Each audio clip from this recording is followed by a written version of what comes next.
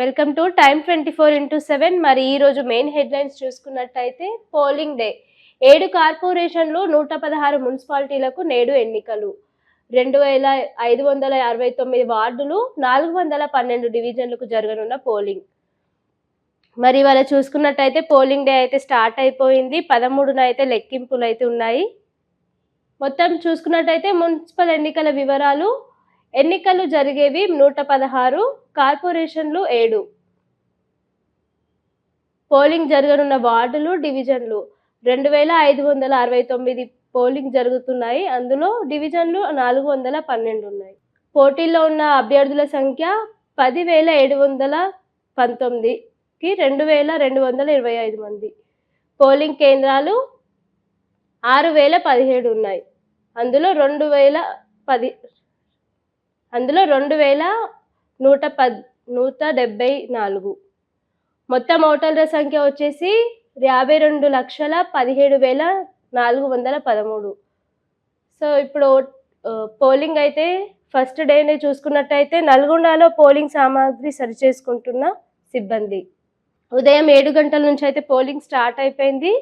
మొత్తం 52.17 లక్షల మందికి ఓటర్ల కోసం 8,191 పోలింగ్ కేంద్రాలు ఏర్పాటు. మంగళవారం సాయంత్రానికి సామాగ్రితో తరలిన సిబ్బంది. ఉదయం 7 గంటల నుంచి సాయంత్రం 5 గంటల దాకా పోలింగ్. ప్రతి కేంద్రంలో వెబ్ కాస్టింగ్. 40,000 మందికి పైగా సిబ్బంది విధులు. పోలింగ్ శాతం పెంచేందుకు ఈసీ విస్తృత ప్రచారం. గెలుపుపై ఎవరి ధీమా వారిదే.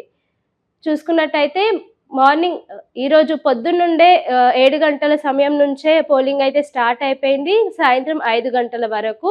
మరి దీనికి సంబంధించి అయితే మొత్తం సెట్ చేసుకున్నారు. పోలింగ్ సెంటర్స్ కూడా రెడీగానే ఉన్నాయి. 7 గంటలకి ముందే నుంచే అన్ని వాళ్ళు సెట్ అయితే చేసుకొని ఉన్నారు.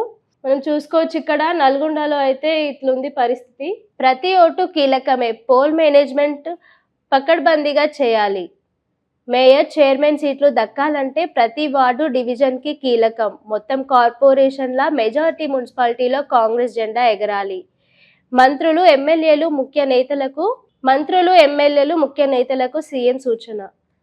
సో సీఎం అయితే ఇట్లా అంటుండు, ఎక్కడ చూసినా ఇక కాంగ్రెస్ మాత్రమే ఉండాలని చెప్పేసి. ప్రతి ఓటుకు ఒక ప్రత్యేకం అనేది అయితే ఉంది.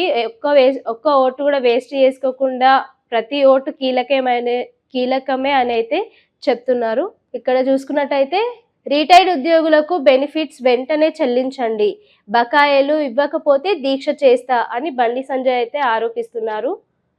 దీనికి 7 లక్షల మందికి పైగా ఉద్యోగాలకు 5 డిఏలను పెండింగ్ లో పెట్టింది. 2.5 ఏళ్లుగా పీఆర్టీసీ ఊసే లేదు. ఉద్యోగులపై ప్రభుత్వానికి నిర్లక్ష్యం వైఖరి అని మండిపాటు. సీఎం రేవంత్ రెడ్డికి బహిరంగ లేఖ. మరి ఇలా అనైతే బండి సంజయ్ అయితే ఇట్లా ఆరోపిస్తున్నారు. రిటైర్డ్ ఉద్యోగులకైతే బెనిఫిట్స్ అందాలని చెప్పేసి. వైజాగ్ మెట్రోకు కేంద్రం గ్రీన్ సిగ్నల్. మరి కేంద్రం అయితే గ్రీన్ సిగ్నల్ ఇచ్చినట్టుగా తెలుస్తుంది వైజాగ్ మెట్రో కోసం. ఢిల్లీలో 7 కేంద్ర మంత్రులతో చంద్రబాబు భేటీ. నల్లమల్ల సాగర్ లింక్ ప్రాజెక్టులకు అనుమతి కోసం విజ్ఞప్తి. వెంటనే గోదావరి ట్రిబ్యునల్ ఏర్పాటు చేయాలని వినతి. కృష్ణా నీళ్లను ఏపీ ఎత్తుకుపోతున్నది. 665 టీఎంసీలను ఏపీ వాడుకుంటే సీఎం ఇరిగేషన్ మంత్రి ఏం చేస్తున్నారు? కృష్ణా బోర్డు మాత్రం 555 టీఎంసీలు తీసుకెళ్లిందని చెప్తున్నది. బీజేపీ ప్రభుత్వ చేతిలో బోర్డున్న కేంద్ర మంత్రులు కిషన్ రెడ్డి, సంజయ్ ఏం చేస్తున్నారు? ఇప్పటికీ ఫోన్ ట్యాపింగ్ బీఆర్ఎస్ నేతలు చేస్తున్నట్టు అనుమానాలు ఉన్నాయని మంత్రి పొంగులేటి అయితే ఆరోపిస్తున్నారు. మరి దీని మీద చూసుకోవచ్చు, ఆ ఎక్విప్మెంట్ ఎక్కడెక్కడ అమర్చారో ఆరా తీస్తున్నాం. విచారణ తర్వాత బాధ్యతలపై చట్టపరంగా చర్యలు తప్పనిసరి అని హెచ్చరిక. మున్సిపల్ ఎన్నికల్లో 80% పైగా సీట్లు సాధిస్తామని వెల్లడి. ఇంకా చూసుకున్నట్టయితే అడవిలో వదులుతామని 100 కోతుల ప్రాణం తీసిండ్రు. కోతులను పట్టుకొస్తానని సర్పంచ్ ఎన్నికల్లో హామీ ఇచ్చిన బీఆర్ఎస్ అభ్యర్థి. ఇప్పుడు ఆంధ్రప్రభలో ముఖ్యాంశాలు చూసుకున్నట్టయితే బీజేపీ అభ్యర్థి ఆత్మహత్య. అసలు కారణాలు ఏంటి, ఈ ఆత్మహత్య వెనుక ఉన్నవని చూసుకున్నట్టయితే ఇదైతే బీజేపీ నేతల ఒత్తిడి వల్లనే అని అయితే ఒకటైతే తెలుస్తుంది. ఇక్కడ చూసుకున్నట్టయితే బీజేపీ నేతల ఒత్తిడి వల్లే మహదేవప్ప ఆత్మహత్య. టీపీసీసీ మీడియా కమిటీ చైర్మన్ సామ రామ్మోహన్ రెడ్డి ఇలా అయితే ఆరోపిస్తున్నారు. బీజేపీ నేతల అభ్యర్థుల వల్లనే ఈ ఒత్తిడి వల్ల ఇలా ఆత్మహత్య చేసుకున్నట్టయితే ఆరోపణలు వస్తున్నాయి. మరి చూడాలి దీని వెనుక ఇంకేమైనా ఉందేమో, అసలు కారణాలు ఏంటనేటివి అయితే మనం తెలుసుకుందాం ఇంకా ముందు అప్డేట్స్లో. కీసరగుట్ట మహాశివరాత్రి వేడుకలకు రండి, సీఎం రేవంత్ ను ఆహ్వానించిన మంత్రి కొండా సురేఖ, దేవాదాయ కమిషనర్. నేడు కొడంగల్లో ఓటు వేయనున్న సీఎం రేవంత్ రెడ్డి. మున్సిపల్ ఎన్నికల నేపథ్యంలో తన ఓటు హక్కును వినియోగించుకొని ముఖ్యమంత్రి రేవంత్ రెడ్డి బుధవారం తాను ప్రాతినిధ్యం వహిస్తున్న కొడంగల్ నియోజకవర్గానికి వెళ్తున్నారు. ఉదయం 11:30 కొడంగల్ పట్టణంలోని జిల్లా పరిషత్ బాలుర ఉన్నత పాఠశాలలో పోలింగ్ కేంద్రం ముఖ్యమంత్రి రేవంత్ రెడ్డి దంపతులు ఓటు హక్కును వినియోగించుకుంటున్నారు. హెలికాప్టర్లో బయలుదేరి వెళ్లనున్నారు. సీఎం ఓటు వేసి తిరిగి హైదరాబాద్ కు బయలుదేరి రానున్నారు. మరి చూసుకున్నారు కదా, సీఎం ఇంకా వారి దంపతులు కలిసి ఓటు అయితే వాళ్ళు వినియోగించుకొని వెళ్తున్నారు. కొడంగల్లో అయితే వెళ్తున్నారు కొడంగల్కి. కాంగ్రెస్ వేధింపుల వల్లే అని చెప్పేసి లోక్సభలో కేంద్ర మంత్రి కిషన్ రెడ్డి కూడా ఫైర్ అవుతున్నారు. బాధ్యతలపై చర్యలు తీసుకోవాలి రాజ్యసభలో ఎంపీ లక్ష్మణ్. మహాదేవప్ప మృతికి కాంగ్రెసే కారణం. బీజేపీ అధికారంలోకి వస్తే బీఆర్ఎస్ కాంగ్రెస్ అవినీతిపై దర్యాప్తు, ఢిల్లీలో మీడియాతో కేంద్ర మంత్రి కిషన్ రెడ్డి. మరి కిషన్ రెడ్డి ఇలాగైతే ఆరోపిస్తున్నారు. ఇది రాబందుల పాలన, ఓడిపోతామనే భయంతో మా అభ్యర్థులపై కాంగ్రెస్ వేధింపులు, అందుకే మహాదేవప్ప ఆత్మహత్య. బీజేపీ రాష్ట్ర అధ్యక్షుడు ధ్వంజం. సో బీజేపీ అధ్యక్షుడు ఇంకా మళ్ళీ ఇట్లా ఇదైతే ఆరోపిస్తున్నారు. కాంగ్రెస్ వల్లనే, కాంగ్రెస్ ఎక్కడైతే గెలిచి మళ్ళీ బీజేపీ ఎక్కడ ఓడిపోతుందో అనే ఒక లోపల ఒత్తిడి పెట్టుకొని అందుకనే ఆ కారణం చేతనే అతను ఆత్మహత్యకి పాల్పడ్డాడని అయితే ఇలాగ ఆరోపిస్తున్నారు ఈయన.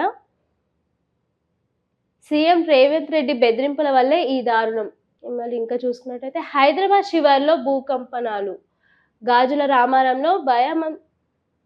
రామారంలో భయంతో జనం పరుగులు, జీడిమెట్ల పారిశ్రామిక వాడలో కనిపించిన భూమి, స్థానికంగా స్కూళ్లకు సెలవిచ్చిన యాజమానులు.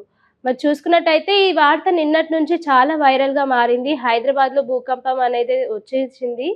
గాజుల రామంలో స్వల్పపాటి భూకంపం లాంటి ఛాయలైతే అలుముకున్నాయి. మరి అక్కడి జనాలకైతే చాలా భయాందోళనలతో వారి ప్రాణాలను రక్షించుకోవడానికి అప్పటికప్పుడు పరుగులైతే తీస్తారు. దీంట్లో ఇప్పటి వరకు అయితే ఎలాంటి ప్రాణ నష్టం కానీ ఎలాంటి పెద్ద నష్టం అయితే జరగలేదు. కాకపోతే పెద్ద శబ్దాలు, కొంచెం మూమెంట్స్ అలా అయితే జరిగినాయి.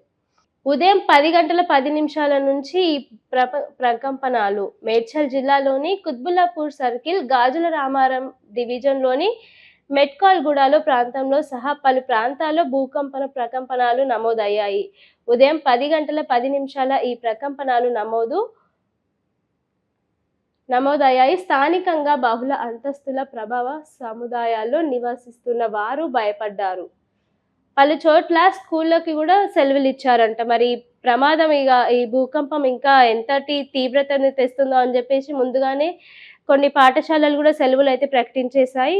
అవిశ్వాసం తేలే వరకు సభకు రాను, స్పీకర్ ఓం బిర్లా సంచలన నిర్ణయం. లోక్సభలో సెక్రటేరియట్ వర్గాలు వెల్లడి, అవిశ్వాస తీర్మానం నోటీస్ ఇచ్చిన కాంగ్రెస్ ఎంపీలు.